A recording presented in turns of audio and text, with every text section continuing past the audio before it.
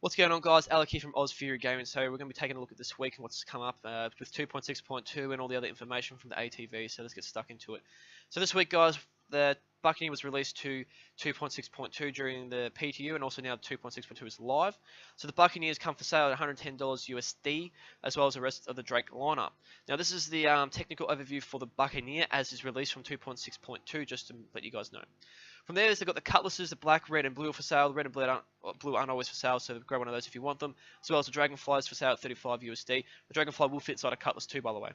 Next, we have the herald, which is an info runner, which is going to be keeping us pretty much in the loop for everything. And then we have the caterpillar, which everyone knows is the infamous massive pirate ship that can carry stuff and is modular and awesome. Next, I had the Drake combo pack. So there's two of them. There's the privateer pack and the mega pack. The privateer pack comes with the Cutlass Black and the Buccaneer, as well as 6 months insurance. As a mega pack comes with all ships and 48 months insurance. Not sure if the 48 month insurance is for each ship, or if it's 6 months insurance across each ship, or how it works. Next is, guys, the subscriber flash sale. So they had the Avenger Titan Renegade. It's out for $75 USD. That was for the month of March as the subscriber flying ship. From here, guys, they decided to do a bit of a hype train spoiler thing for the Cutlass Black by the looks of it. It's going to be coming out soon on the 6th of April. Going to be really cool to see. So it's not just a actual render update, guys, but it's a guns update too, making it a bit stronger for what it should be. Next on the agenda, guys, is the new Gladius variant of the limited edition ships is coming for April for the subscribers to fly. So that's cool to see too. Next on the list, guys, is we have guns from the ATV. So they're showing off the handguns, shotguns, all sorts of stuff. Just the remodeling work and how they've been making it really cool. This looks like to be a laser rifle from what I can tell, considering what we have in game at the moment and the stocks. This looks to be a sniper rifle, laser focus or energy focus, as well as we have a double barrel shotgun here, which has been shown a few other times before in game. Well, not in game, but in ATV sort of thing. You know what I mean. So I think this is another shotgun, a laser-powered shotgun. I'm not quite sure. It looks like to be the Devastator, to be honest, but it's hard to tell in game because, yeah. Anyway, here's the rocket pods, guys, showing off now the ship guns. So how the different size rocket pods from 1 to 3 size, as well as the Knightsbridge arms guns are available soon. This is just one of the reworks, just doing some final touch-ups to it. From there, they were showing off the hydroponics. Now, the hydroponics, guys, it wasn't just to show that what they're going to be able to do, what they're going to look like and all that sort of stuff, but they're showing off the lighting too, how they create the lighting, how they change the lighting so it actually fits for the area that you're in, so it's not just seeming to be a bland area or like, it's a mismatch of things. It actually makes sense, which is really cool to see. Next on the list too is they were showing off character animation work and how you move around the universe with NPCs, the 180-degree turning circles and stuff like that, and how the animations go into play for doing that sort of stuff, which is really cool to see that they're getting further and further along, because remember, NPCs are not just for Squadron 42, but they'll be a massive part of the universe for flight decks, actual universal stuff such as outposts and things and truck stops. Next as well, they were showing off handguns and how they fit with characters. So they've got a default stance that when you apply a gun to that stance, it changes it slightly so it looks like you're actually holding the gun properly, not just like it's mismatched. So that was really cool to see too there, guys. After that, they were showing just a bit of actual in-game stuff, how the guns see in the hand. From there, they were showing off, as we've seen before, the modular-based planetary outposts, how you can add and take away the different stuff. Like I talked about before too, the render doesn't look too great there for the planet, but I imagine that this is fairly high up, so the game engine isn't quite loading properly. And also too, I don't think they would have got all the final rendering done for the planet yet. If they did, 3.0 probably would be close to being out within the month. After there, guys, they were showing off the modular space stations too. We've seen this before in another ATV in a more in-depth scale. This time they were just showing us quickly on what it's going to look like, how it's going to sit for us. Also, too, wanted to point out how each space station will set for the place that it's in. So if you've got a really run-down mining facility, the place will be run down. If you've got a really high-end, top-quality sort of area where it's really rich area, there's lots of people with money, it's going to be a very nicely finished and polished off space station. So that's what they've talked about. They talk about a lot of other stuff, but I'm only showing what they've actually had in the ATV. And speaking about what they've shown, well, guys, talk about the Matrix. They've showed us what it's going to be like on a planetary scale and how the game builds the planets. So as we can see here, all these different lines and boxes and things actually apply to different in-game objects or entities.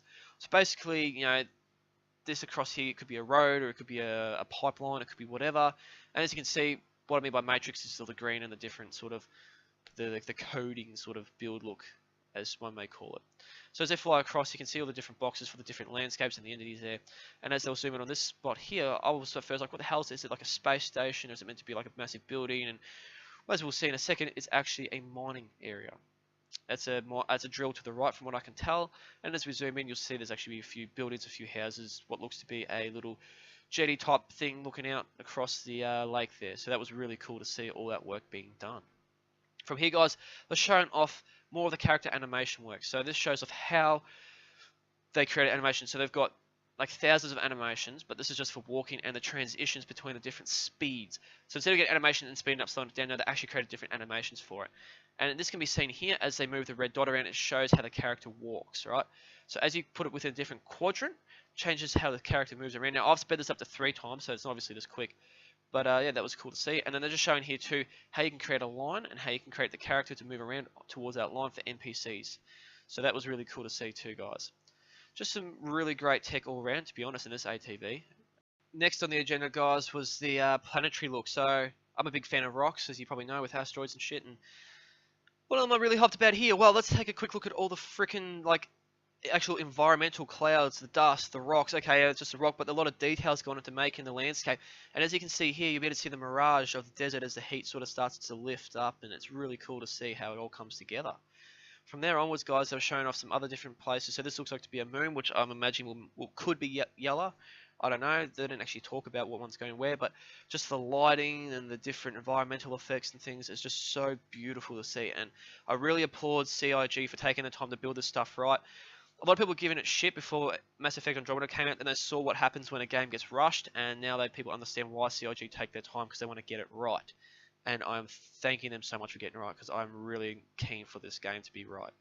So moving on from there, guys, they had the ship pipeline showing off to how the ship got built for the Buccaneer, and they went on to show this guy. His name's Matt Sherman, and he has a Dragonfly on the back in purple and yellow on his screen. So keep that in mind, guys. I reckon skins are on the way for that thing.